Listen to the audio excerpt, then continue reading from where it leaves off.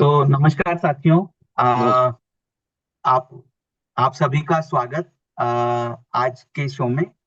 और हम लोग ने अभी वर्तमान में ग्लोबल कुछ परिस्थितियां जिससे हम गुजर रहे हैं। और कल भी आपने देखा होगा ईरान, इजराइल और अमेरिका के बीच में एक युद्ध की शुरुआत हुई है। और साथ ही ट्रम्प की टैरिफ पॉलिसी की वजह से भी पूरी दुनिया में कुछ अनिश्चितताएं हैं। और इसके अलावा सोने चांदी में भी जो है, और जो भी प्रीशियस मेटल्स हैं उनके अंदर जो प्राइजेस हैं वो भी तेजी से बेतहाशा दौड़ लगा रहे हैं। इक्विटी मार्केट में पिछले 18 महीने से हमारे मार्केट में रिटर्न्स नहीं बने हैं। तो आज इस सेशन के दौरान हम ये जानने की कोशिश करेंगे कि एक स्मार्ट निवेशक होने के नाते हमें क्या क्या चीज ध्यान में रखना चाहिए, और हमारी इकोनॉमी की सेहत कैसी है, क्या इन्वेस्टर्स के लिए अभी उपयुक्त समय है। इन सब बातों पर जितनी मेरी समझ है, जितना मेरे अनुभव है, उसके बारे में मैं आपसे बात करूंगा। तो आइए हम लोग स्टार्ट करते हैं कि अभी वर्तमान में कल ईरान और पर जो ये बमबारी की गई, उनके अलग अलग सैन्य ठिकानों पर और जो है बमबारी की, इसका उद्देश्य एक ही था कि उसके जो न्यूक्लियर वेपन्स पर जो उसका काम चल रहा है, उससे वो दुनिया के लिए खतरा बन सकता है। तो इसीलिए इजराइल और यूएस ने ये एक्टिविटी की है। और दुनिया भर में ईरान ने भी, जहां पे यूएस के जो हेडक्वार्टर्स हैं दुनिया के जिस जिस कोने में, वहां पे ईरान की तरफ से भी बमबारी की गई है। तो लेकिन हमारा पर्सपेक्टिव ये कहता है कि ईरान के साथ में बहुत कम लोग खड़े होने वाले हैं। मिडिल ईस्ट, क्योंकि ये मिडिल ईस्ट से बिलोंग करता है। दूस अमेरिका, चाइना, रशिया और भारत और ऑस्ट्रेलिया, ये ही बड़ी इकोनॉमीज हमें लगता है कि दुनिया में है, जिसमें मुझे लगता नहीं है कि चाइना इनके साथ कभी आ पाएगा। कारण है कि वो सिर्फ अपने बिजनेस पे और उस पे फोकस करता है। सेम रशिया की अगर हम बात करें तो रशिया भी जो है और भी तरह के युद्धों में वो व्यस्त है। भारत एक पीसफुल कंट्री है, वो किसी भी चीज के बीच में नहीं आना चाहेगा। तो मुझे लगता है कि ये जो लड़ाई है, ये बहुत लंबी नहीं जाने वाली है। और ऐसी आज तक की जितनी भी लड़ाइयां हुई है, वो या तो बात करके जो है उसका समाधान हुआ है, या समर्पण, आत्मसमर्पण करके, और ये लड़ाइयां खत्म हुई है। इसका इम्पैक्ट सिर्फ हमारी इकोनॉमी, चूंकि 85% of our oil consumption import से है, तो हमें ये फर्क पड़ सकता है कि युद्ध के दौरान में जो है क्रूड ऑयल का दाम महंगा हो सकता है, जिसकी पूरी पूरी संभावनाएं हैं। तो इसके बढ़ने से हमारी मैन्युफैक्चरिंग और जितना भी हमारी इंपोर्टेड चीजें हैं, वो सब धीरे धीरे करके महंगी होगी, और उससे कुछ समय के लिए हमारा इन्फ्लेशन बढ़ेगा। और इन्फ्लेशन कभी भी मार्केट को अच्छा नहीं लगता। लेकिन पास्ट में क्या हुआ है, आगे हम इसमें जानते हैं। पुलवामा अटैक, इसके बारे में सभी को परिचय है, लेकिन ये भी कुछ ही दिनों तक इसका इम्पैक्ट रहा। बाद में मार्केट ने फिर से अगेन नए लाइफ टाइम हाई बनाए। रशिया यूक्रेन वार, जिसको कि आज शायद 4 साल कंप्लीट हुए हैं, थोड़े दिनों तक मीडिया में आया, इसके बारे में अखबारों में आया, लेकिन आज इसके बारे में कोई भी चर्चा, कहीं पे भी कोई चर्चा नहीं होती है। तो धीरे धीरे डस्ट सेटल हो जाती है, और मार्केट फिर अपने इंटरनली ग्रोथ को देखता है। इसी तरीके से कारगिल वॉर के समय पे भी मार्केट में कुछ समय तक करेक्शन आया, लेकिन अल्टीमेटली मार्केट को ये समझ में आया कि आगे मुझे किस तरीके से काम करना है। तो मार्केट ने उस पर रिएक्ट करना शुरू किया। तो आज तक जितनी भी वारें हुई, उन सब में, जैसे कि अभी रिसेंटली रशिया यूक्रेन वॉर की बात करूं, तो लगभग 5% की गिरावट हमको जो है एक सप्ताह में दिखाई दी थी। और वापस जो है कुछ ही समय में मार्केट ने उसको जो है वापस रिकवर कर दिया।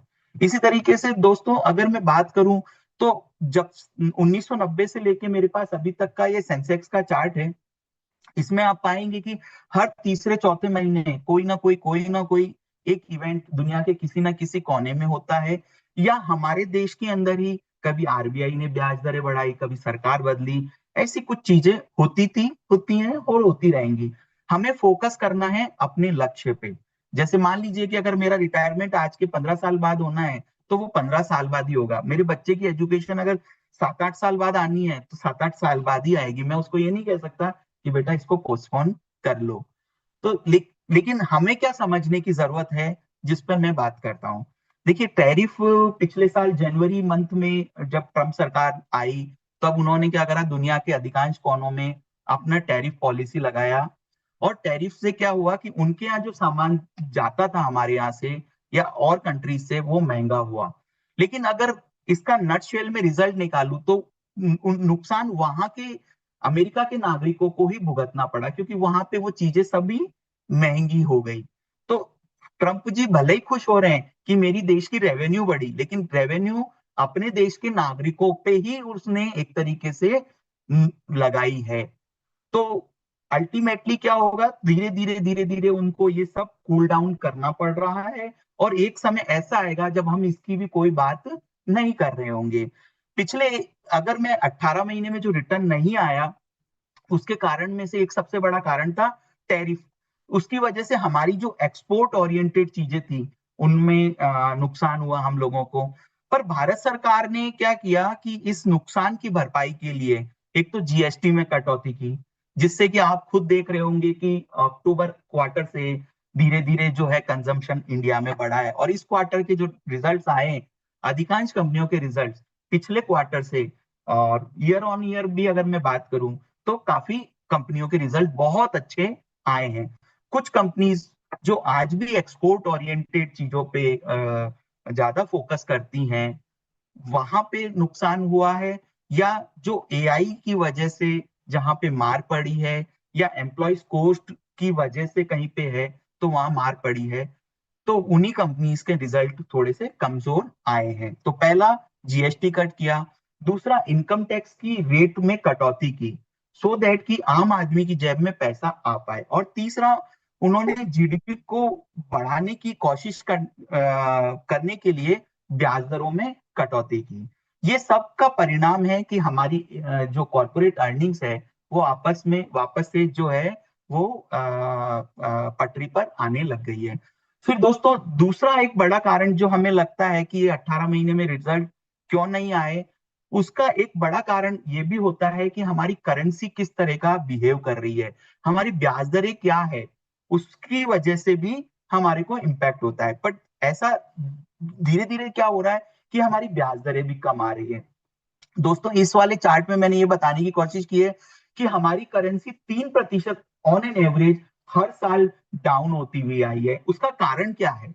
उसका कारण है हमारे यहाँ पे बॉन्ड की यील्ड जो 10 ईयर जीसेक है, वो 7% के आसपास ट्रेड करती है। वहीं अमेरिका की जो वहां की गवर्नमेंट बॉन्ड्स हैं, वो 4% के आसपास ट्रेड करती है। तो ये जो 3% का डिफरेंस है, ये कारण होता है कि हमारी करेंसी जो है वो डेप्रिशिएट करती जा रही है। लेकिन जैसे जैसे ये ब्याज दरों का जो डिफरेंस है, ये कम होता जाएगा, वैसे वैसे क्या होगा, हमारी करेंसी का डेप्रिशिएशन कम होता गया है। तो पिछले साल हमने एक और चीज देखा कि पिछले कुछ समय से करेंसी का डेप्रिशिएशन नंबर कम जो था वो कम था। तो पिछले एक साल में क्या किया कि करेंसी ने काफी अच्छा खासा डेप्रिशिएट किया। फिर उसके बाद तीसरा एक हमारा एक्सपोर्ट कम हुआ, तो उसके लिए अब चूंकि काफी लंबा समय हो गया, तो हमने क्या करा, अगर हम इस चार्ट में देखने की कोशिश करें, तो नॉन यूएस एक्सपोर्ट और यूएस एक्सपोर्ट। तो नॉन यूएस में हम 80% जो है एक्सपोर्ट करते हैं, और यूएस में 19.8% हमारे टोटल एक्सपोर्ट का जो है वो हम करते थे। बट धीरे धीरे हमने उसमें भी क्या कर लिया, हमारे अलग अलग मार्केट हम लोगों ने खोज लिए। हम ज्यादातर इन चीजों को एक्सपोर्ट किया करते थे, James and jewellery, pharma, machinery, और ये चीजें हम करते थे। और ज्यादा हमारा शेयर था सर्विस एक्सपोर्ट्स पे, जो हम लोग की आईटी कंपनी है, फार्मा के जो सर्विसेज हैं, उनमें हमारा ज्यादा एक्सपोर्ट होता था। दोस्तों, एक जो कॉमन चीज जो हमें बहुत कम सिखाई जाती है या कहीं सुनने में मिलती है कि जीडीपी, जीडीपी क्या होती है, जीडीपी किस किस चीज से बनी होती है, आइए हम उस पर बात करें। हमें ऐसा लगता है कि जब तक हमारा जीडीपी स्ट्रांग है, जब तक वो बढ़ते हुए क्रम में है, वहां पे कोई तकलीफ हमें दिखाई नहीं देती, तब तक हमें रिस्क नहीं लगती। तो देखते हैं दोस्तों, जीडीपी के अंदर हमारा 61.4 हिस्सा प्राइवेट कंजम्पशन से आता है। प्राइवेट कंजम्पशन मतलब आप लोगों का जो घर के सामान आ रहे हैं, आपकी डेली रूटीन की लाइफ है, मान लीजिए कार खरीदी, स्कूटर खरीदा, मोबाइल खरीदा, रिचार्ज कराया, इंटरनेट यूज किया, लैपटॉप लिया, ये सब हमारी डेली कंजम्पशन है। तो ये जीडीपी में 61.4% इसका इसका है। और हमारी जो कंट्री है वो यंग लोगों की कंट्री है। एवरेज एज हमारी 27-28 साल है, जहां पे लोगों की एस्पिरेशंस ज्यादा होती है। तो जब तक हम 45-50 की एज तक हमारी एवरेज एज नहीं आती, तब तक हमें लगता है कि ये प्राइवेट कंजम्पशन बढ़ता जाएगा। फिर दूसरा है इन्वेस्टमेंट, तीसरा है गवर्नमेंट का स्पेंडिंग। ये तीन चीजें मेजर पार्ट हमारा जीडीपी का रोल अदा करती है। और इन तीनों पार्ट पर हमें लगता है कि किसी तरह का कोई जो रिसेशन या मंदी, मुझे नहीं लगता कि अगले 15-20 साल तक कभी हमें नजर आएगी। ये -2.3% जो हमारे एक्सपोर्ट में कमी हुई थी पिछले साल, और 2% ये मिसलिनियस है, इन सबको जोड़कर जीडीपी का नंबर हमारा आता है। तो हमें लगता है इस पार्ट में हम लोग मजबूत हैं, हमें कुछ भी टेंशन लेने का जरूरत नहीं है। फिर आते दोस्तों कि ये करेंसी जो डेप्रिशिएट हो रही है, इस ये कैसे काम करती है। तो देखिए दोस्तों, एक लेफ्ट हैंड में एक चार्ट लगा हुआ है और एक राइट हैंड पे तो हमने लगाया है कि करेंसी डॉलर के, हमारे जो इंडियन करेंसी है वो डॉलर के मुकाबले कितना डेप्रिशिएट हो रही है या अप्रिशिएट हो रही है। तो वो जो मैंने अभी आपको बताया कि ब्याज दरों का जो डिफरेंस है, उतना हमारी करेंसी को जो है वो गिरना पड़ेगा। फिर आता है दोस्तों, जैसे जैसे ये ब्याज दरें नीचे आती जाएगी, तो हमने यहाँ पे इंडिया और यूएस के कौन कौन से पीरियड में मार्केट ने आउट परफॉर्मेंस किया है, उसका एक चार्ट हमने लगाया है। तो 2003 से 2010 तक देखें तो हमारी कंट्री ने मतलब इंडिया ने काफी समय तक आउट परफॉर्मेंस किया, क्योंकि जो ब्याज का डिफरेंस था वो 3% के आसपास ही था। 2010 से 2020 तक ये ब्याज का डिफरेंस थोड़ा बड़ा था, 5.5%, इसलिए हमने उनको अंडर परफॉर्मेंस किया है। अभी वापस उस सिचुएशन पर आ गए हैं जहां पे हमारी ब्याज दरें कम हो रही है। तो हमें लगता है कि आगे आने वाला समय हमारा अच्छा रह सकता है। फिर दोस्तों, गोल्ड और सिल्वर को लेकर के एक हर एक के मन में क्वेश्चन रहता है, क्या हमें इस भाव पे निवेश करना चाहिए, अगर हमने किया हुआ है तो क्या करना चाहिए। जैसे कल यानी सोमवार को जब भी मार्केट खुलेगा, तो क्या चीज होगी, क्योंकि दुनिया में अनसर्टेनिटी बढ़ाई है इस ईरान युद्ध ने। तो कल क्या होने वाला है सोमवार को, कि गोल्ड और सिल्वर, उसका प्राइस तो बहुत ऊपर खुलने वाला है, लेकिन इक्विटी मार्केट जो कि थोड़ा सा सेंटिमेंट ड्रिवन होती है, तो उसका भाव कल नीचे खुलने वाला है। लेकिन क्या दोस्तों हमें घबराने की जरूरत है या क्या एक्शन लेने की जरूरत है, उस पर आगे बात करते हैं। बट दोस्तों, मैंने गोल्ड में ऐसा देखा है कि कई कई साल तक एक बार रिटर्न आने के बाद कई कई साल तक रिटर्न नहीं बनता है। 1980 से लेके 1989 तक मैं अगर चार्ट देखूं, तो 0% का रिटर्न गोल्ड ने बना के दिया। वही 1989 से लेकर के अगर मैं 1996 की बात करता हूं, तो 12% वार्षिक का रिटर्न बना के दिया। लेकिन वापस से 96 से 2002 देखूं, तो फिर से अगेन 6 साल तक मेरा जो गोल्ड का रिटर्न था, जीरो था। 2002 से 2012 19% का सालाना रिटर्न था। लेकिन दो जब एक बार अच्छा रिटर्न दे दिया, तो 2012 से 2019 तक आप देखिए, जब स्टेबिलिटी थी पूरी दुनिया में, तब क्या रिटर्न दिया, जीरो। और 2020 से अगर मैं अभी तक का देखूं, तो 26% का वार्षिक रिटर्न दिया है। तो क्या दोस्तों ये आगे कंटिन्यू रहेगा। तो हमारा मानना है कि जब भी दुनिया के सेंट्रल बैंक्स या तो खरीदना कम करेंगे या उसको बेचना शुरू करेंगे, अगर दूसरा अमेरिका और चाइना के बीच में अगर कुछ संधि हो जाती है तो ये भाव स्टेबल हो सकते हैं, लेकिन हमारा मानना है कि ये पोर्टफोलियो का एक हिस्सा जरूर से रहना चाहिए। ये जो मैंने अभी आपको चार्ट्स में बात की 1980 से 1989 तक जीरो रिटर्न था, मतलब पुराने भाव 1980 का जो भाव था उस भाव को वापस अचीव करने के लिए 9 साल का समय लगा। 1996 में जो भाव थे उसको 2002 तक समय लगा। तो अगर हमने देखा हिस्ट्री में तो लंबे समय तक जो गोल्ड का रिटर्न रहा है वो करीब 7-8% के आसपास रहा है। लेकिन अब वहीं पर अगर मुझे रियल टाइम पे वेल्थ क्रिएट करनी है अपनी और अपने परिवार के लिए, अगर लेगेसी छोड़नी है, तो देखिए इक्विटी एक बहुत अच्छा माध्यम है, लेकिन इसको समझने का जरूरत है। तो मैंने 31 मार्च 2001 और 18 फरवरी 2026 ये दो समय का डेटा लिया है। हम लोगों का मानना है stock market is the slave of earnings. जितना कॉर्पोरेट अर्निंग्स बढ़ेगा उतना ही स्टॉक मार्केट बढ़ने वाला है।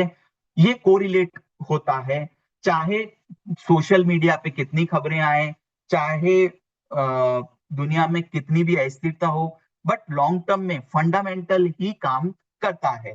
तो हमारे पास दो चीज होती है, पीई और ईपीएस। पीई को आपने थोड़ा सा आसान भाषा में समझे तो इसको इमोशंस बोल सकते हैं कि 1 रुपया कमाने के लिए मुझे कितना रुपया निवेश करना पड़ेगा। That is called price to earning ratio. दूसरा है ईपीएस, अर्निंग पर शेयर। तो यहाँ पे चूंकि मैं सेंसेक्स की बात कर रहा हूं तो सेंसेक्स में 30 कंपनियां होती है। उन 30 कंपनियों के पर शेयर की अर्निंग को, सालाना अर्निंग को अगर मैं सम कर लूं तो ये मेरा सेंसेक्स का ईपीएस बनता है। तो यहाँ पे हम देखते हैं कि 31 मार्च 2001 को हमारा प्राइस टू अर्निंग रेशियो, जो मार्केट उसको प्रिडिक्ट कर रहा था क्या ग्रोथ मिल सकती है, तो वो था 19.72 और अर्निंग पर शेयर सेंसेक्स का था 183। और उस समय हमारा सेंसेक्स था 3600 पॉइंट पर। लेकिन 18 फरवरी 2026 आते आते अगर मैं देखूं तो हमारा अर्निंग पर शेयर इन सारी कंपनीज का मिला के, जैसे नाम नहीं लेना उचित होगा, बट बड़ी companies like Reliance, HDFC, ICICI, TCS, Infosys, ये हमारी सेंसेक्स का पार्ट है। टाटा मोटर्स और ये सब कंपनियां। तो इनकी अगर कॉमन अर्निंग की बात करूं तो 183 से बढ़कर के 3600 हुआ, यानी कि 1900% की ग्रोथ इन्होंने पाई। तो 1900% की ग्रोथ पाई। तो वहीं पर अगर मैं सेंसेक्स को देखूं तो वो भी साइमल्टेनियसली बढ़ते बढ़ते कितना 22 गुना बढ़ा है। तो आप देखिए कि 19 19 गुना और 22 गुना। तो ऑलमोस्ट अगर आप देखेंगे तो जितना ईपीएस बढ़ रहा है उतना ही क्या हो रहा है, सेंसेक्स बढ़ रहा है। तो आप देखेंगे कि जैसे जैसे लोगों की परचेजिंग पावर बढ़ती जाएगी, लोगों की बाइंग हैबिट्स बढ़ती जाएगी, लोगों का घर खर्च बढ़ता जाएगा, जैसे जैसे पॉपुलेशन बढ़ती जाएगी, तो ये जो कंपनियां हैं या सेंसेक्स की जो जितनी भी कंपनियां हैं, मिड कैप की जितनी कंपनियां हैं, स्मॉल कैप की जितनी कंपनियां हैं, सबकी अर्निंग जो है डे बाय डे बढ़ती जाने वाली है। और मार्केट क्या करता है, सूनर और लेटर उसको उतना ही रिटर्न बना के देता है। तो हमें लगता है अगले 15-20 साल तक ये हिंदुस्तान के लिए सुनहरा समय है। तो अभी भी इस क्वार्टर के जो रिजल्ट्स आए उनमें से हमने निफ्टी 500 का एक एनालिसिस किया है। तो अगर हम देखें तो पिछले क्वार्टर से इस क्वार्टर में 284 कंपनीज के जो रिजल्ट हैं वो पॉजिटिव साइड पर आए। कुछ कंपनीज के रिजल्ट थोड़े से कमजोर थे, कुछ 43 कंपनियां ऐसी थी जिनके रिजल्ट्स ऑलमोस्ट बराबर थे पिछले क्वार्टर और इस क्वार्टर में। टोटल रेवेन्यू को जो ग्रोथ हुआ वो 9.7% का ग्रोथ हुआ। और टोटल जो अगर मैं इन टोटलिटी बोलूं तो मैक्सिमम कंपनीज ने अच्छा किया है। और ऐसे जब भी फॉल्स मिलते हैं, जैसे कि सोमवार को भी हमें लगता है कि मार्केट टूट के खुलना चाहिए, तो क्या ये हमारे लिए अपॉर्चुनिटी होगी? तो दोस्तों हमारे हिसाब से मार्केट के अंदर दो तरह के करेक्शन होते हैं, एक होता है प्राइस वाइज करेक्शन और एक होता है टाइम वाइज करेक्शन। तो टाइम वाइज करेक्शन मतलब 18 महीने पहले अगर मैं देखूं सितंबर 24 को, तो मार्केट वहां पे अराउंड 84-85 थाउजेंड के आसपास था और राइट नाउ 82-83 थाउजेंड के आसपास है। तो अगर मैं बोलूँ तो टाइम वाइज करेक्शन भी हो गया इस दौरान। ऐसा नहीं है कि कंपनियों ने अपना काम बंद कर दिया, कंपनियों ने अपना काम सुचारू रूप से चल रहा है, बल्कि उनकी अर्निंग्स भी बढ़ रही है। तो टाइम वाइज करेक्शन हो गया। प्राइस वाइज करेक्शन अगर हम देखें, तो अगर पिछले साल उसी समय से लेके आज तक हम भाव देखें, तो काफी सारी कंपनीज जो हैं उनके शेयर प्राइजेस अपने लाइफ टाइम हाई से काफी सारी कंपनीज के भाव जो हैं काफी नीचे हैं। Even mid and small cap में काफी करेक्शन भी हो चुका है। लेकिन ऐसा करेक्शन जब भी आया और उस समय किसी इन्वेस्टर ने इसको एज ए अपॉर्चुनिटी लिया, तो यहाँ इस स्लाइड में एक छोटा सा उदाहरण से मैं बताना चाहता हूँ। जैसे मान लेते हैं कि जनवरी 2020 जहां पे हमारा कोविड का आगाज हुआ था, और मैक्सिमम कोविड जो है वो शुरुआत बड़ा रूप जो लिया था वो मार्च 2020 में लिया था। और हमेशा एक और चीज देखिए, हमेशा मार्केट एडवांस में प्रिडिक्ट कर लेता है।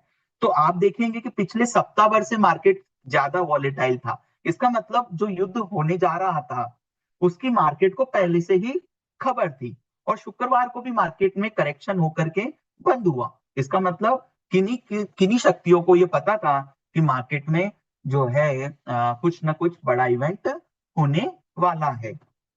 तो हम लोग कोविड वाले उदाहरण से लेते हैं। नवंबर 2020 आते आते वापस हमने अपने पुराने लेवल को छुआ था। इस समय पर जो हमारा इंडेक्स था निफ्टी का, वो था 12,362 पॉइंट पर हमारा इंडेक्स था, जो गिर करके 7,600 पॉइंट पर गिरा। पीक से 28% की ऑलमोस्ट गिरावट मिली। और अगर सॉरी, पीई टर्म में जो है वो हमें ये गिरावट मिली। 28 का पी था जो घट करके 17 का पी रह गया। अगर प्राइस वाइज देखूं तो करीब 38% का हमारे को जो है मार्केट में नुकसान देखना पड़ा। गिरावट हमें 2 महीने लगे, लेकिन वापस रिकवर होने में हमें 7 महीने का समय लगा। तो देखिएगा, अगर किसी ने इस अपॉर्चुनिटी का फायदा लिया, ये -38% में खरीदने का मौका मिला, तो 7 महीने बाद में हमने वापस से अपना पुराना लाइफ टाइम हाई को फिर से छुआ था। तो उसको अगले 7 महीने में अच्छे रिटर्न्स बने। और अगले 1 साल, 3 साल और 5 साल के क्या रिटर्न्स रहे हैं पास्ट की मंदियों के, सॉरी, तो वो हमने यहाँ पे बताने की आपको कोशिश की है। तो ये अपॉर्चुनिटी है। फिर दोस्तों एक और चीज मार्केट में एक ट्रेंड हम लोग देख रहे हैं।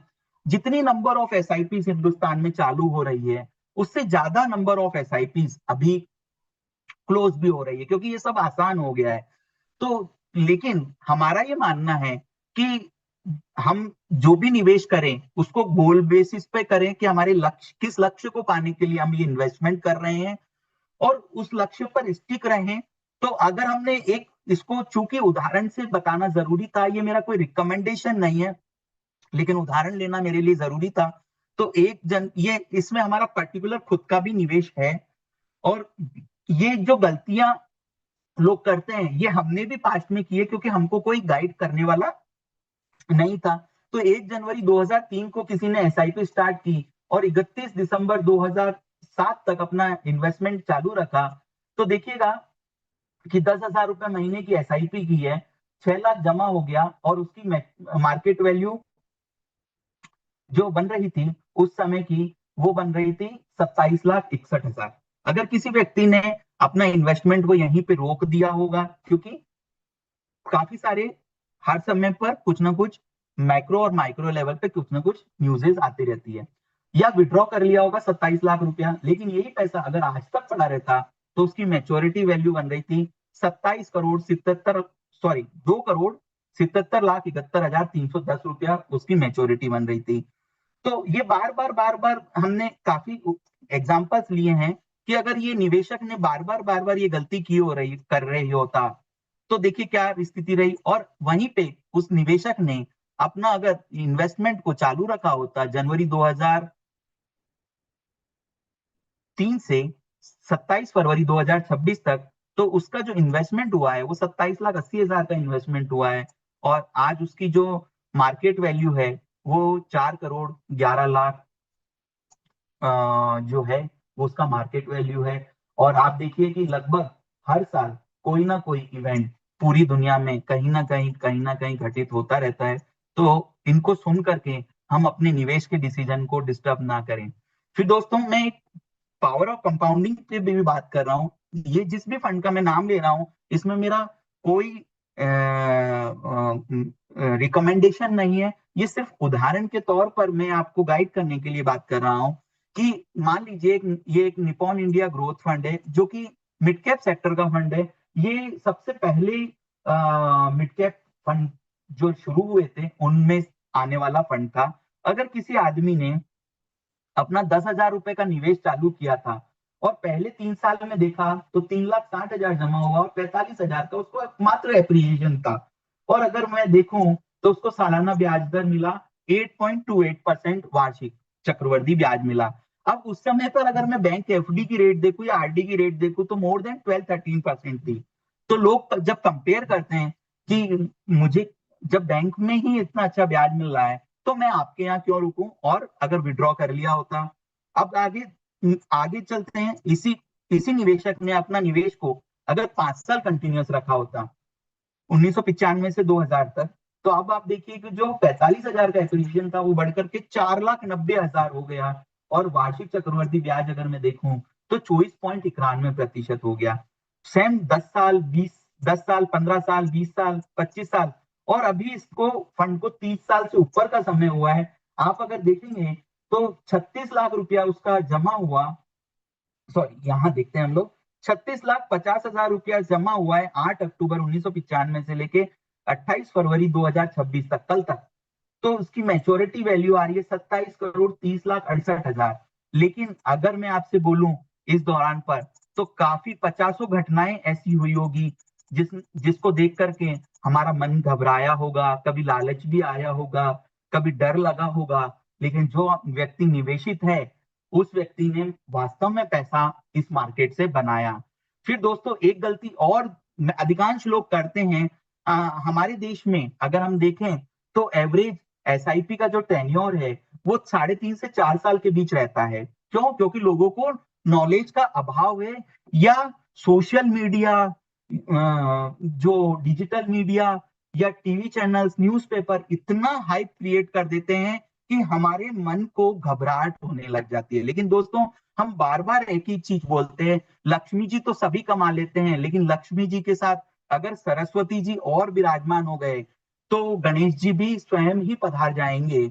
तो लक्ष्मी जी हो गए हमारा धन जो हमने कमाया, सरस्वती जी हो गया हमारा ज्ञान।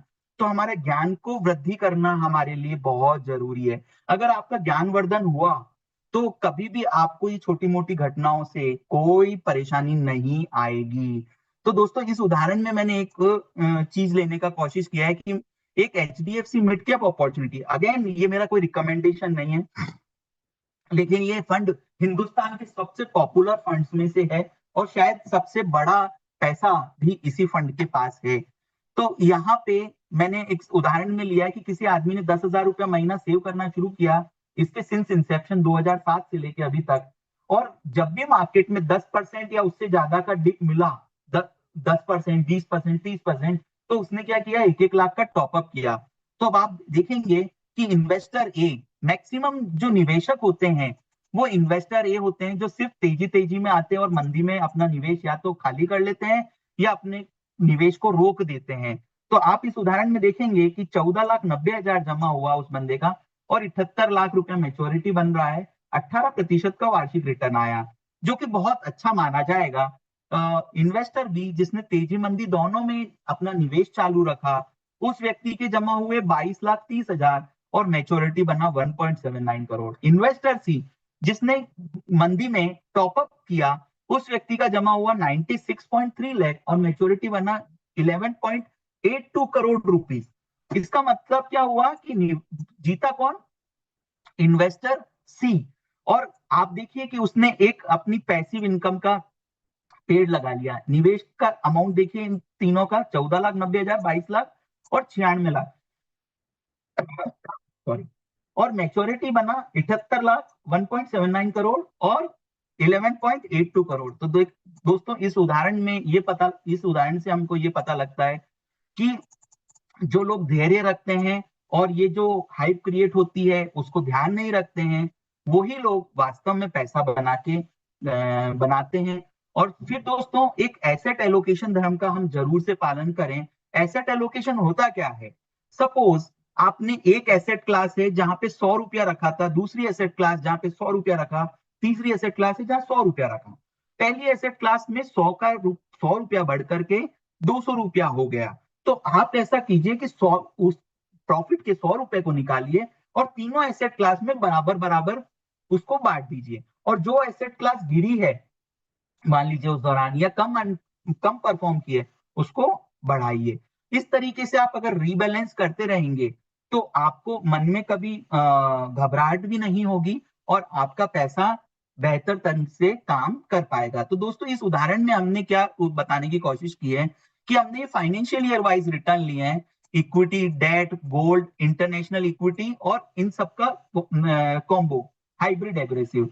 तो आप देखिएगा कभी इक्विटी ये रैंकिंग दी है 1 नंबर, 2 नंबर, 3 नंबर, तो कभी इक्विटी अच्छा करेगा, कभी डेट अच्छा करेगा, कभी गोल्ड अच्छा करेगा, कभी इंटरनेशनल इक्विटी अच्छा करेगा, कभी एग्रेसिव हाइब्रिड फंड अच्छा करेगा। तो दोस्तों इसके ये बताने की कोशिश की है कि आपके लिए हर एसेट क्लास इंपॉर्टेंट है। किसी भी एक एसेट क्लास के अंडर परफॉर्म करने पर एटलीस्ट उससे घबराएं नहीं, उसको उसका लॉजिक समझें और उसके अनुसार बिहेव करें। तो अगर इन नटशेल में बात करूं तो क्या रिजल्ट बना के दिया? इक्विटी ने लंबे समय में ये 15%, डेट ने 7.33%, गोल्ड ने 14.7%, इंटरनेशनल इक्विटी ने 9.5% और बैलेंस फंड ने 13% वार्षिक रिटर्न बना के दिए हैं। तो कोई भी एसेट क्लास खराब नहीं होती, कोई भी एसेट क्लास बहुत मतलब बहुत ज्यादा भी मतलब उसके लिए हाइप क्रिएट नहीं करना चाहिए। तो दोस्तों नटशेल में हमने ये देखा कि हर साल 1980 से जब से मार्केट लॉ इंडिया में शुरुआत हुआ है तब से लेकर के आज लगभग 45 साल से ज्यादा का समय हो गया है, लगभग हर साल मिड टर्म में 10 to 15% का गिरावट एवरी ईयर आया ही आया है। लेकिन 80% समय ऐसा रहा जब मार्केट फाइनेंशियल ईयर या कैलेंडर ईयर क्लोजिंग पर काफी अच्छा पॉजिटिव में बंद हुआ है। तो दोस्तों आप सभी स्मार्ट इन्वेस्टर्स हैं, तो आपसे एक निवेदन है कि आप ट्रेंड्स को फॉलो करने की कोशिश ना करें, बल्कि आप कंपाउंडिंग मशीन हमारे पैसा कैसे बन सकता है उसके ऊपर फोकस करें। जो ये करेक्शन आते हैं ये टेम्परेरी है, हो सकता है ये जो युद्ध की शुरुआत हुई है ये हो सकता है कल भी परसों भी बंद हो सकता है, मार्केट खुलने से पहले हो सकता है सप्ताह 10 दिन में बंद हो सकता है 6 महीने भी लग जाए। तो ये करेक्शन टेम्परेरी है, लेकिन जो कंपाउंडिंग है वो परमानेंट है। हमारे पास में 45-46 सालों का इतिहास मौजूद है जहां पे काफी बार ये सब घटनाएं हुई है, लेकिन जो व्यक्ति टिक के बैठा है उसको मैसिव वेल्थ बनी है। और दोस्तों हमारा ये कहना है कि आपको एसेट एलोकेशन का हमेशा पालन करना चाहिए। इस स्टैंडर्ड एसेट एलोकेशन ये कहता है कि आपके परिवार का जो भी सेविंग्स है उसका 10 to 15% गोल्ड में होना चाहिए, 15 से 20% पैसा डेट और डेट रिलेटेड इंस्ट्रूमेंट में होना चाहिए और 60 to 70% पैसा आप अपनी रिस्क एपेटाइट के अनुसार या आपकी नीड के अनुसार, आपके गोल के अनुसार इक्विटी ज्यादा हो सकती है और 5% पैसा आपके सेविंग बैंक अकाउंट या कैश के रूप में मौजूद रख सकते हैं। इस स्ट्रेटेजिक एसेट एलोकेशन अगर आप धर्म का पालन करते हैं तो कभी भी आपको नुकसान नहीं होगा, आपके पैसे हमेशा बनते रहेंगे और आप हमेशा इन्फ्लेशन को बीट करते रहेंगे। और दोस्तों हमने ऐसा देखा है कि स्टॉक जो होते हैं या म्यूचुअल फंड जो होते हैं, पीएमएस जो होते हैं, वो कंपाउंडिंग मशीन होते हैं जो कि इन्फ्लेशन को बीट भी करते हैं और आपको ग्रोथ भी देते हैं। लेकिन सोना चांदी सिर्फ तभी चलता है जब दुनिया में अधिकांश जगह पर अनस्टेबिलिटी होती है। जब भी ये स्टेबिलिटी आएगी तो फिर से ये शांति धारण कर सकता है। तो दैट इसी के साथ